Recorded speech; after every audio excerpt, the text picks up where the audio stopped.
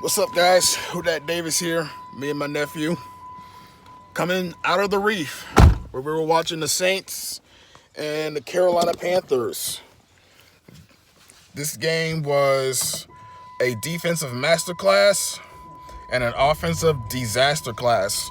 Probably the most disappointing end to a Saints season that's went about as we have seen since week 2, I believe. Andy Dalton couldn't get the Saints to within field goal range for a game-winning field goal. The offensive line held up okay as could be. Chris Olave, congratulations, brother, on making 1,000 yards on the season, but that was not the way I and many of us expected you to end it. The defense deserves its flowers for what they were able to do in this game up until the last couple of seconds, but I can't really put this on them. My nephew can't put this on them, surely. Well, you only score 7 points at home to a team led by Sam Darnold. The amount of times the Saints D-line has made Sam Darnold look like Patrick Mahomes when he's scrambling makes zero sense to me or him. It makes no sense. Why these guys couldn't finish a play, I have no idea, but there are a lot of questions that need to be answered by the New Orleans Saints going forward. Questions like what, you may be wondering? Well, starting with the coaching. Pete Carmichael, I believe he's coached his way out of New Orleans. Some of the plays he called made absolutely no sense whatsoever.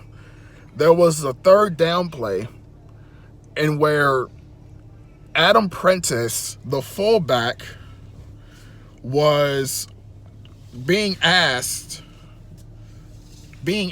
to guard or block a 320-plus pounder in Derek Brown.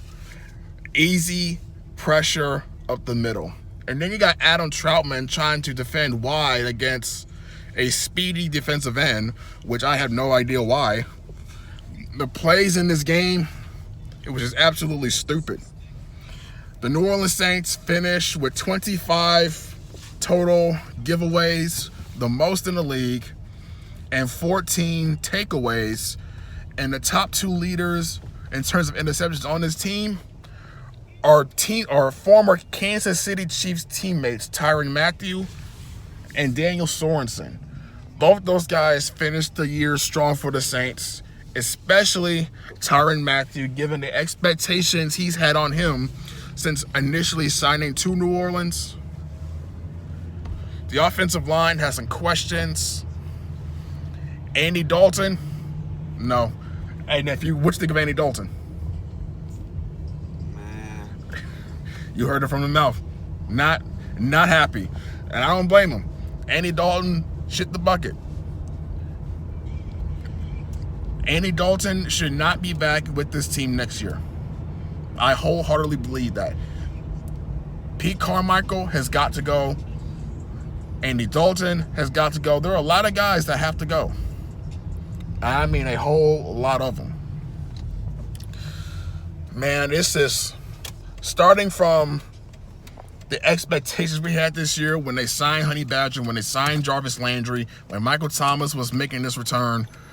That first week against the Falcons was money, pure money. Couldn't ask for anything better. And it just went downhill after that. There are a lot of changes that have to be made. The D-line, Marcus Davenport, I believe he's played himself out. Traquan Smith, I believe he's made his way out. Who else I believe is out? David Onyemata, even though he finished the year strong, I'll give him his flowers there.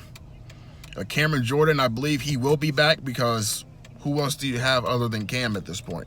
The only reason I say Cam is because he may potentially be a cap casualty. Like I said, I believe he will be back.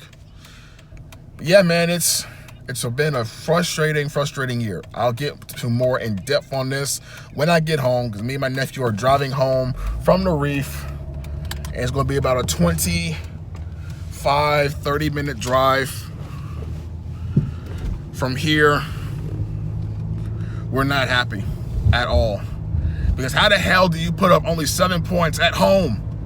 You were moving the ball up and down the field, and you only score 7 points. How does that happen? How does that happen?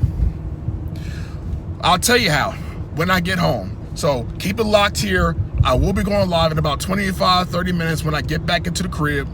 Until then, me and my nephew, we sign it out. Fuck Dennis Allen. Fuck Dennis Allen.